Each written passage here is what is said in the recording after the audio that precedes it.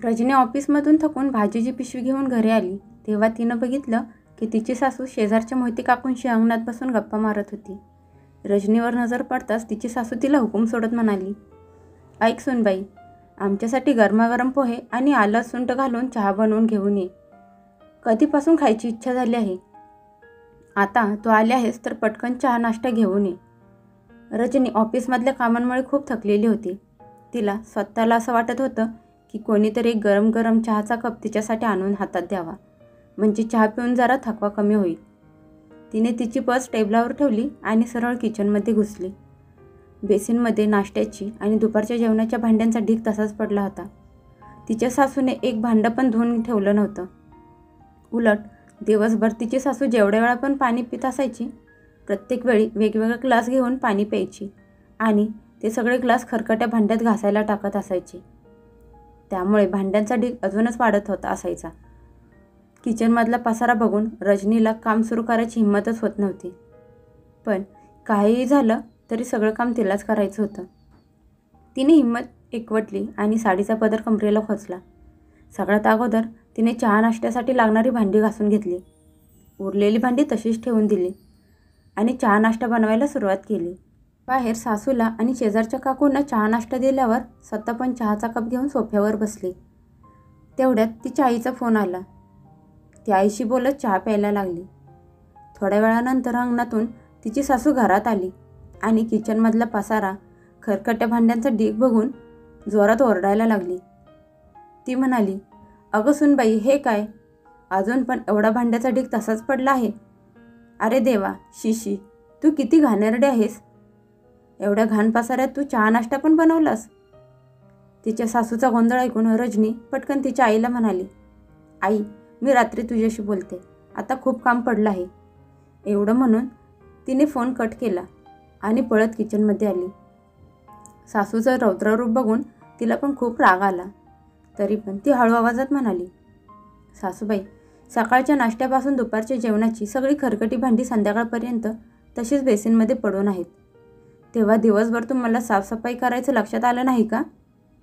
जर मी आत्ता पहिले सगळी भांडी घासून मग चहा नाश्ता बनवला असता तर अजून उशीर झाला असता ना. म्हणून मी लागतील तेवढीच भांडी घासून घेतली आणि चहा नाश्ता बनवला. आता मी जातच आहे ना उरलेली भांडी घासायला. सुनेचं उलट उत्तर ऐकून तिच्या सासूच्या तळपायाची आग मस्तकात गेली आणि त्या रागात म्हणाल्या, जेवढं तोंड चालवत आहेस ना, त्यापेक्षा हातपाय चालवले असतेस तर काम एकदम पटकन झालं असतं. जर तुझ्याच्याने होत नाही तर नोकरी सोडून का देत नाहीस? कुणी सांगितलं आहे का तुला घर आणि बाहेरचं सांभाळायला? माझा मुलगा कमवायला एकटाच पुरेसा आहे. तुला नोकरी करायची काय गरज आहे? आम्ही तर अगोदरच सांगितलं होतं तुला, नोकरी करायची आहे तर ती तू कर, पण त्यासोबतच तुला घराची सगळी जबाबदारी पण पार पाडावी लागेल. हे सगळं ऐकून रजनी गप्प झाली.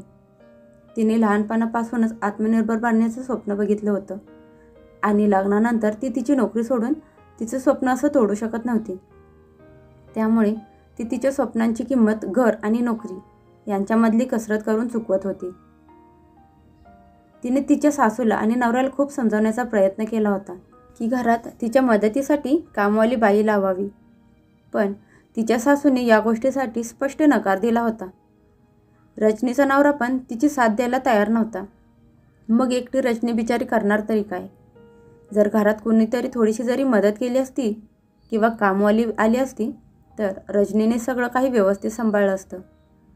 पण घरात तिची सासू तर तिच्या मागे हात धुवून लागली होती की घरात तिचं जगणं पण मुश्किल झालं होतं. तिची सासू प्रत्येक वेळी छोट्या छोट्या गोष्टीवरून तिला हे ऐकवायची की तुला जर होत नाही तर नोकरी का सोडून देत नाहीस? पण ती नोकरी कशी काय सोडू शकत होती? जर घरातली कामं कामवालीने येऊन केली असती तर तिने सगळं छान सांभाळलं असतं. घरातल्या कामासाठी तिने खूप मेहनत करून कष्टाने मिळवलेली नोकरी का सोडावी? रजनीला माहीत होतं की सासूशी वाद घालून काहीच फायदा नाही. त्यामुळे शांतपणे ती बेसिनकडे भांडी धुण्यासाठी गेली आणि उरलेली भांडी घासायला सुरुवात केली. तिची सासू तनतन करत किचनमधून बाहेर निघून गेली. भांडी घासून झाल्यानंतर रजनीने रात्रीच्या जेवणाची तयारी करायला सुरुवात केली. कुकर लावला. भाजी कापून ती शिजत घातली आणि कणिक मळायला घेतली. तेवढ्यात तिची नणंद तिच्या 2-3 मैत्रिणींना घेऊन घरी आली आणि किचनमध्ये येऊन तिच्या वहिनीला म्हणाली, "वहिनी, आज माझ्या मैत्रिणी रात्री आपल्या घरी राहणार आहेत. आम्ही सगळ्या मिळून रात्रभर अभ्यास करणार आहोत. त्यामुळे तुम्ही त्यांच्यासाठी पण जेवण बनवा." असं म्हणून तिची नणंद जशी किचनमधून बाहेर जायला लागली तशी रजनी पटकन तिला थांबवत म्हणाली, "अहो ताई, मी भाजी तर शिजायला घातली आहे.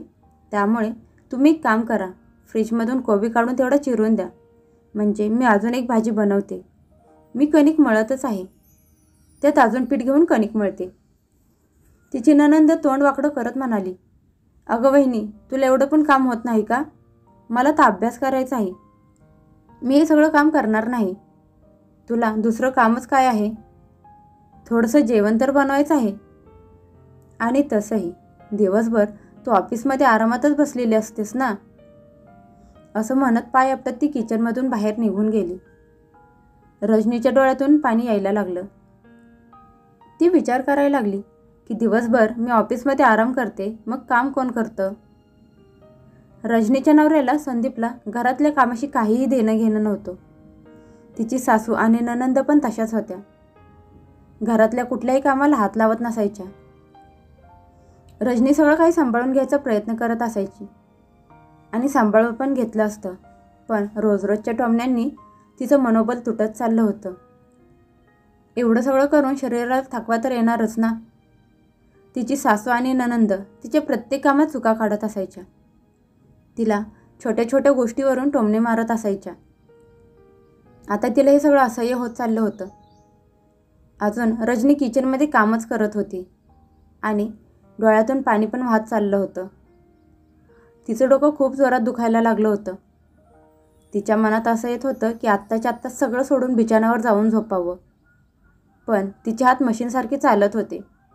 रजनीचा नवरा संदीप पण कामावरून घरी आला होता आणि हॉलमध्ये बसून TV बघत होता. त्याने एकदाही बघायचा प्रयत्न केला नाही की त्याची बायको कशी आहे आणि काय करत आहे. चपात्या करता करता चपात्या गोल गोल करत करत रजनीला किचनच्या भिंती पण गोल गोल फिरायला लागल्यासारख्या दिसत होत्या. थोड्या वेळातच तिच्या डोळ्यासमोर अंधारे आले आणि ती धाडकन फरशीवर आपटली. किचनमधून जोरात आवाज ऐकू आला म्हणून संदीप पळत किचनमध्ये आला. त्याच्या बायकोला असं फरशीवर पडलेली बघून तो घाबरला. त्याने पटकन गॅस बंद केला आणि ओरडत आईला आणि बहिणीला बोलवायला सुरुवात केली. मुलाची अवस्था बघून त्याच्याही तोंड वाकडं करत त्याला म्हणाली, "सूनबाई तर जरा पण जीव राहिला नाही. तिला डॉक्टरांकडे घेऊन जा. नाहीतर काहीतरी होऊन बसायचं. सगळे लोक आमच्यावर बोट उचलतील." संदीपने पटकन रजनीला त्याच्या गाडीत आणून ठेवलं आणि दवाखान्यात घेऊन गेला. किचनमध्ये चपात्या करायच्या पडल्या होत्या आणि सगळ्यांना भूक पण लागली होती. सून चक्कर येऊन पडली आहे. तिला काय झालं आहे याच्याशी त्यांना काहीच देणं घेणं नव्हतं. त्यांना तर फक्त त्यांच्या खाण्यापिण्याशीच देणं घेणं होतं. रजनीची सासू तिच्या मुलीला म्हणाली, "ऐक ना, आज चपात्या तूच बनव." त्यांच्या मुलीला नुसता आराम करायची सवय होती. ती झटक्यात म्हणाली, "काय गाई, भाजी तर बनवलेली आहे. फक्त चपात्या तर बनवायच्या आहेत. आता मला अभ्यास करायचा आहे. तू लवकरात लवकर चपात्या बनवून घे. आम्हाला सगळ्यांना खूप भूक लागली आहे." तिच्याही मनात नसताना पण चपात्या बनवायला लागली. सून आल्यानंतर त्यांनी घरातली कामं करायचं बंद केलं होतं. इकडे संदीप रजनीला घेऊन दवाखान्यात पोहोचला. डॉक्टरांनी रजनीची अवस्था बघून संदीपला खूप बोलले. ते म्हणाले, "ही काय अवस्था करून ठेवली आहे बायकोची? ही आराम करत नाही का? थकल्यामुळे ह्यांना चक्कर आली आहे आणि अशक्तपणा पण खूप आहे. तुम्ही तुमच्या बायकोची काळजी घेता का नाही? ही काय अवस्था करून ठेवली आहे तिची?" थोड्या वेळानंतर रजनीला शुद्ध आली. ती दवाखान्याच्या बेडवर पडून तिथल्या भिंतींना भरल्या डोळ्यांनी बघत होती आणि विचार करत होती की हा दिवस बघण्यासाठीच तिच्या आईवडिलांनी तिचं लग्न लावून दिलं होतं का? की जबाबदाऱ्यांच्या ओझ्याखाली दबलं जावं? यालाच कुटुंब म्हणतात का? जिथे घरातला एक सदस्य दुसऱ्या सदस्याला जरा पण सहानुभूती दाखवत नाही. डॉक्टरांनी तिला भरपूर आराम करायला सांगितला. यासोबतच अजिबात टेन्शन न घेण्याचा सल्ला देत चांगलं खाण्यापाण्याचा पण सल्ला दिला. आजच्या घटनेनंतर रजनीला कळून चुकलं होतं की जर तिने स्वतःसाठी विचार नाही केला तर दुसरं कोणीही तिचा विचार करणार नाही. तिने स्वतःसाठी एक खूप मोठा निर्णय घेतला होता. दुसऱ्या दिवशी रजनी कामावर गेली नाही. तिने आराम करायला सुट्टी घेतली होती. सकाळ सकाळी तिची सासू तिला विचारून गेली होती की सुनबाई, तू नाश्ता बनवणार आहेस का नाही? रजनीने पण सांगून टाकलं होतं की डॉक्टरांनी तिला भरपूर आराम करायला सांगितलं आहे. आज मी काहीच काम करणार नाही. बाहेर सगळ्यांनी चहा बिस्किटचा नाश्ता केला होता. रजनी पण किचनमध्ये जाऊन थोडीशी फळं खाऊन आली. घरातले सगळेजण तिच्याकडे तिरकी नजर करून बघत होते की ती काही काम का करत नव्हती. सकाळी 10 वाजता दारावरची बेल वाजली. तिच्या सासूने दरवाजा उघडला तर दारात एक बाई उभी होती. तिची सासू म्हणाली, कोण आहेस तू? काय हवं आहे? ती म्हणाली, मालकीनबाई, मी शांता. मॅडमने मला घरातल्या कामांसाठी बोलवलं आहे.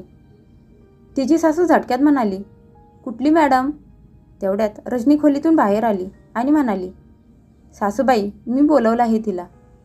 आजपासून ती मला सकाळ संध्याकाळ घरातल्या कामात माझी मदत करणार आहे. आणि हो, तिच्या पगाराचं टेन्शन घेऊ नका. तिचा पगार मी माझ्या पगारातून देईन. तिची सासू रागात ओरडत म्हणाली, कोणाला विचारून तू हिला कामावर बोलवलं आहेस?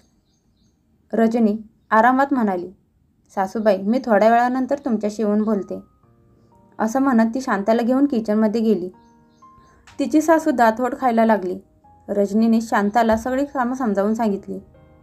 तिने लगेच किचनमधलं तिचं काम सुरू केलं. रजनी तिच्या सासूजवळ आली आणि म्हणाली, सासूबाई, मी तुम्हाला अगोदरच कामवाल्या बाईसाठी विचारलं होतं, पण तेव्हा तुम्ही नकार दिला होता.